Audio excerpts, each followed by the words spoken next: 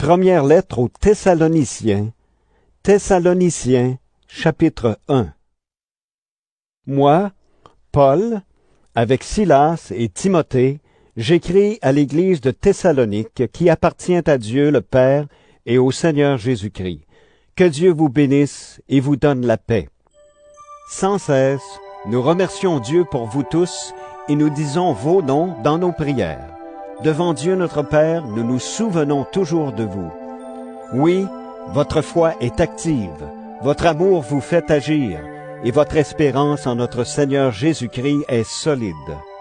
Frères et sœurs chrétiens, nous le savons, Dieu vous aime, et il vous a choisi pour être à lui. En effet, la bonne nouvelle que nous vous avons annoncée n'est pas arrivée chez vous seulement en parole, mais aussi avec la puissance et l'aide de l'Esprit Saint. De plus, nous étions sûrs de ce que nous disions. En effet, vous savez comment nous avons vécu parmi vous pour votre bien, et vous avez suivi notre exemple et celui du Seigneur. Vous avez reçu la parole dans de grandes souffrances, avec la joie donnée par l'Esprit Saint. Ainsi, vous êtes devenus un modèle pour tous ceux qui croient, en Macédoine et en Achaïe. En effet, c'est de chez vous que la parole du Seigneur est partie pour se faire entendre en Macédoine et en Achaïe. De plus, on sait partout que vous croyez en Dieu. Nous n'avons donc pas besoin d'en parler. Les gens racontent en parlant de nous comment vous nous avez reçus chez vous et comment vous vous êtes tournés vers Dieu. Vous avez laissé des faux dieux pour servir le Dieu vivant et vrai et pour attendre que son Fils vienne des cieux. Ce Fils, c'est Jésus, que Dieu a réveillé de la mort et qui nous délivre du jugement de Dieu qui est proche. Première lettre aux Thessaloniciens, chapitre 2. Frères et sœurs chrétiens, vous le savez bien, nous ne sommes pas allés chez vous pour rien. Vous le savez aussi, nous avons d'abord souffert dans la ville de Philippe, où on nous a insultés. Mais ensuite, Dieu nous a donné le courage de vous annoncer sa bonne nouvelle au milieu de beaucoup de difficultés. Nos paroles ne s'appuient pas sur des choses fausses. Nous n'avons pas de mauvaises intentions. Nous ne cherchons pas à tromper. Au contraire, Dieu nous a trouvés capables et il nous a confié sa bonne nouvelle. Maintenant, quand nous parlons, ce n'est pas pour plaire aux hommes, c'est pour plaire à Dieu qui voit le fond de notre cœur. Vous le savez, nous n'avons jamais parlé pour flatter les gens et notre intention, ce n'était pas de gagner de l'argent. Dieu en est témoin. Nous n'avons cherché les félicitations de personne, ni de vous, ni de quelqu'un d'autre. Pourtant, nous, les apôtres du Christ, nous pouvions faire peser notre autorité sur vous. Au contraire, quand nous étions avec vous, nous avons été pleins de douceur, comme une mère qui prend soin de ses enfants. À cause de notre tendresse pour vous, nous étions prêts à vous donner non seulement la bonne nouvelle de Dieu, mais aussi notre vie. Notre amour pour vous était devenu si grand. Frères et sœurs, vous vous souvenez de notre travail et de notre fatigue. Nous avons travaillé nuit et jour pour ne rien vous coûter. Et c'est ainsi que nous vous avons annoncé la bonne nouvelle de Dieu. Avec vous, les croyants, nous avons agi d'une manière parfaite et juste. On ne pouvait rien nous reprocher. Vous êtes témoins de cela. Et Dieu avec vous. Vous le savez aussi. Avec chacun de vous, nous avons été comme un père avec ses enfants. Nous vous avons donné des conseils et des encouragements. Nous vous avons demandé avec force de vivre comme Dieu le veut, lui qui vous appelle à entrer dans son royaume pour participer à sa gloire. Sans cesse, nous remercions Dieu pour une autre raison encore. Quand vous avez reçu de nous la parole de Dieu, vous ne l'avez pas reçue comme une parole humaine, mais comme la parole de Dieu. Oui, elle vient vraiment de Dieu, et elle agit en vous, les croyants. En effet, frères et sœurs, vous avez imité les églises de Dieu qui sont en Judée et qui sont unies au Christ Jésus. Vous avez souffert à cause des gens de votre pays, comme ces églises ont souffert à cause des Juifs. Ils ont tué le Seigneur Jésus et les prophètes, et ils nous ont fait souffrir, nous aussi. Ils ne plaisent pas à Dieu. Ils sont ennemis de tout le monde. Ils nous empêchent d'annoncer à ceux qui ne sont pas juifs le message qui doit les sauver. Ainsi, ils complètent la somme des péchés qu'ils ont toujours commis. Mais finalement, la colère de Dieu est tombée sur eux. Frères et sœurs, nous avons été séparés de vous pendant un certain temps, loin des yeux, mais non pas loin du cœur. Nous désirions beaucoup vous revoir et nous avons tout fait pour cela. Nous avons voulu vous rendre visite plusieurs fois. En tout cas, moi, Paul, j'ai voulu le faire, mais Satan nous en a empêchés. Oui, notre raison d'espérer, notre joie, c'est vous. Quand notre Seigneur Jésus-Christ viendra, vous serez pour nous la récompense qu'on donne aux vainqueurs, et devant lui, nous serons fiers de vous. C'est vrai, vous êtes notre fierté et notre joie. Première lettre aux Thessaloniciens, chapitre 3. Aussi, comme nous ne pouvions plus attendre, nous avons décidé de rester seuls à Athènes. Et nous vous avons envoyé notre frère Timothée, qui travaille avec Dieu pour annoncer la bonne nouvelle du Christ. Nous l'avons envoyé pour qu'il rende votre foi solide et vous donne du courage. Ainsi, personne ne se laissera troubler par les souffrances d'aujourd'hui. Vous savez vous-même qu'elles font partie du projet de Dieu pour nous. Quand nous étions chez vous, nous vous avons annoncé d'avance que nous allions souffrir durement. Et c'est ce qui s'est passé, vous le savez. C'est pourquoi, comme je ne pouvais plus attendre, j'ai envoyé Timothée prendre des nouvelles de votre foi. J'avais peur d'une chose, l'esprit du mal vous avait peut-être tenté, et dans ce cas, nous aurions travaillé pour rien. Maintenant, Timothée vient d'arriver de chez vous. Il nous a apporté de bonnes nouvelles de votre foi et de votre amour. Il nous a dit que vous gardez toujours un bon souvenir de nous et que vous désirez nous revoir, comme nous désirons vous revoir. Alors, frères et sœurs, au milieu de tous nos malheurs et de nos souffrances, votre foi nous a encouragés.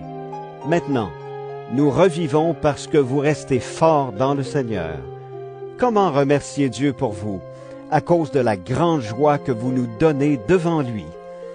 Nuit et jour, voici ce que nous lui demandons avec force, qu'il nous permette de vous revoir et de compléter ce qui manque à votre foi. Que Dieu lui-même, notre Père, et que notre Seigneur Jésus-Christ nous ouvre la route pour aller jusqu'à vous. Que le Seigneur fasse grandir de plus en plus l'amour que vous avez les uns pour les autres et pour tous. Que cet amour ressemble à notre amour pour vous. Ainsi, le Seigneur remplira vos cœurs de sa force, et quand notre Seigneur Jésus viendra avec tous ceux qui lui appartiennent, vous serez saints devant Dieu notre Père, et on ne pourra rien vous reprocher. Première lettre aux Thessaloniciens, chapitre 4. Frères et sœurs chrétiens, vous avez appris de nous comment vous devez vivre pour plaire à Dieu, et c'est bien de cette façon que vous vivez. Mais faites encore des progrès. Nous vous demandons et nous vous conseillons cela au nom du Seigneur Jésus. En effet, vous connaissez les conseils que nous vous avons donnés de la part du Seigneur Jésus. Ce que Dieu veut, c'est que vous soyez entièrement à lui. N'ayez pas une vie immorale. Chacun de vous doit bien choisir sa femme pour mener une vie digne de respect qui plaît à Dieu. Ne vous laissez pas entraîner par les mauvais désirs, comme les autres qui ne connaissent pas Dieu. À ce sujet, personne ne doit faire de tort à sa sœur ou à son frère chrétien, ni les tromper. Le Seigneur punit tout cela, nous l'avons déjà dit et redit. En effet, Dieu ne nous a pas appelés à vivre n'importe comment, mais à vivre pour lui. C'est pourquoi celui qui rejette ses conseils ne rejette pas un homme, c'est Dieu qu'il rejette, lui qui vous donne son Esprit Saint. D'autre part, vous n'avez pas besoin qu'on vous écrive sur l'amour entre frères et sœurs chrétiens. Vous avez vous-même appris de Dieu à vous aimer les uns les autres. D'ailleurs, c'est ce que vous faites envers tous les chrétiens dans toute la Macédoine, mais nous vous encourageons à faire encore des progrès. Cherchez à vivre en paix, occupez-vous de vos affaires, travaillez de vos mains comme nous vous l'avons demandé. Alors, ceux qui ne sont pas chrétiens respecteront votre façon de vivre. De plus, vous ne dépendrez pas des autres. Frères et sœurs, nous voulons vous faire connaître la vérité au sujet des morts. Ainsi vous ne serez pas tristes comme les autres qui n'ont aucune espérance. Nous croyons que Jésus est mort et qu'il s'est relevé de la mort. Donc, de la même façon, ceux qui sont morts avec Jésus en croyant en lui, Dieu les réunira à Jésus. Oui, voici ce que nous disons, d'après une parole du Seigneur. Nous qui serons encore vivants quand le Seigneur viendra, nous ne passerons pas avant ceux qui sont morts. On entendra un signal, la voix du chef des anges, le son de la trompette de Dieu. Alors le Seigneur lui-même descendra du ciel. Ceux qui sont morts en croyant au Christ se relèveront de la mort les premiers. Ensuite, nous qui serons encore vivants, nous serons emportés ensemble avec eux sur les nuages, en montant vers le Seigneur pour le rencontrer. Et ainsi, nous serons avec le Seigneur pour toujours. Alors, encouragez-vous les uns les autres avec ces paroles. Première lettre aux Thessaloniciens, chapitre 5. Frères et sœurs, au sujet de la date et du moment où le Seigneur viendra, vous n'avez pas besoin qu'on vous écrive. Vous le savez très bien vous-même. Le jour du Seigneur arrivera comme un voleur dans la nuit. Quand les gens diront « Quelle paix! Quelle sécurité !» Alors tout à coup, ce sera la catastrophe. Elle tombera sur eux comme les douleurs sur la femme enceinte, et ils ne pourront pas y échapper. Mais vous, frères et sœurs, vous n'êtes pas dans la nuit, et ce jour-là ne peut pas vous surprendre comme un voleur. En effet, tous vous appartenez à la lumière, vous appartenez au jour. Nous ne vivons pas dans la nuit, nous ne vivons pas dans l'obscurité. Ne dormons pas comme les autres, mais restons éveillés et soyons sobres. Ceux qui dorment, dorment la nuit. Ceux qui boivent trop, boivent la nuit. Mais nous appartenons au jour, alors soyons sobres. Prenons la foi et l'amour comme vêtements de combat, mettons comme casque l'espérance d'être sauvés. Dieu ne nous a pas appelés pour nous juger, mais pour que nous obtenions le salut par notre Seigneur Jésus-Christ. Jésus est mort pour nous afin que, vivants ou morts, nous vivions unis à lui. Alors, encouragez-vous les uns les autres et construisez la communauté comme vous le faites déjà. Frères et sœurs, nous vous demandons ceci. Respectez ceux qui travaillent parmi vous comme responsables. Le Seigneur vous les a donnés pour vous conseiller. Montrez-leur beaucoup de respect et d'amour à cause de ce qu'ils font. Soyez en paix entre vous. Frères et sœurs, nous vous demandons encore ceci. Faites des reproches aux paresseux. Donnez du courage à ceux qui n'en ont pas beaucoup. Soutenez les faibles. Soyez patients envers tous. Attention, personne ne doit rendre le mal pour le mal, mais cherchez toujours à faire le bien entre vous et avec tous. Soyez toujours joyeux, priez sans cesse, remerciez Dieu en toute occasion. C'est ce qu'il attend de vous qui êtes unis au Christ Jésus. N'empêchez pas l'Esprit Saint d'agir. Ne méprisez pas les paroles des prophètes. Examinez tout avec soin et retenez ce qui est bon. Évitez le mal sous toutes ses formes. Que le Dieu de la paix lui-même vous fasse vivre totalement pour lui. Qu'il garde toute votre personne, votre esprit, votre âme et votre corps. Alors on ne pourra rien vous reprocher quand notre Seigneur Jésus-Christ viendra. Celui qui vous a appelé est fidèle. Il agira pour cela. Frères et sœurs, priez pour nous. Saluez tous les chrétiens en les embrassant comme des frères et des sœurs. Je vous le demande au nom du Seigneur. Lisez cette lettre à tous les chrétiens.